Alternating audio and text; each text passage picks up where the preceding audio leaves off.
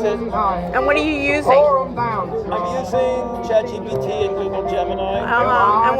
And when do you use Gemini? I'm using Gemini more and more. Yeah, me Because I too. like that I can just connect to Google Doc directly to it and read. I don't have to download it. Once it gets long, I still have to turn it into a Word file. And do you give like your work? Do you have it say, give me some improvements or give me some idea? Do it editing? Sometimes. Yeah. But usually it's. I mean, my prompts are really long. Yeah, right. It gets your style and everything of what you want. Well, I rewrite all that stuff. Right, I do right. the final write. I don't Yeah, get right. into No, rewriting. yeah, right. But You don't need it, but it can give you inspiration or in what? this chapter, we're delivering this information, and then we need a good bridge into the next chapter. What's happening with the characters in this chapter? They need to grow in some way. Are you finding it's getting better? Oh yeah. It's a huge time saver. Yeah, it is. And then you get, it's like solitary work that you do. You have like another person to bounce ideas off of almost, you know? Yeah. And you don't, and when you don't want it, you don't need it. You know, you can't tell a person that's enough, go away. I've been building electric guitars. Uh-huh. And this thing will guide me through different paints and finishes, how to mount the neck, tricks with the pickup wiring. And you start the electric guitar, you start from a regular guitar, how do you do that? I buy a body and a neck and pickups and I start putting it together, but I do crazy electric guitars. I mean, and this thing has been my guide and mentor in so many ways. How do I get the metallic finish to stick to the plastic pick guard? And what happens if I use this type of paint over that? But do you ever take a video or a picture and say, what do you think, how can I improve it? Have you ever done the vision part? You know, it's amazing. I had a wiring problem with my acoustic guitar, with my electric guitar, and I took a picture of the wiring and I said, analyze this and show me what's wrong with it, and I found the problem. It's amazing. I know, isn't it? It's incredible. Yeah. And how would you even ever find that?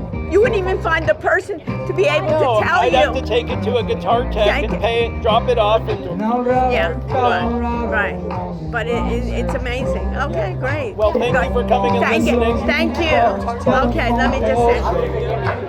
Hi, I wanted to tell you I love you. You do a great job, especially with the harmonica. Thank you. You know, I get your newsletter all the time. I'm Sarah Rushenick. I'm a professor at UM in the business school in business technology. And I've looked at your things. I'd like you to come in. I do it through Zoom, my classes. And I'd love you to come in as a guest speaker to show them how basically we're not in the SEO, basically how you're saying, you're taking your, I even saw how you were doing with your website and saying, hey, I need to get it basically set to be for AI.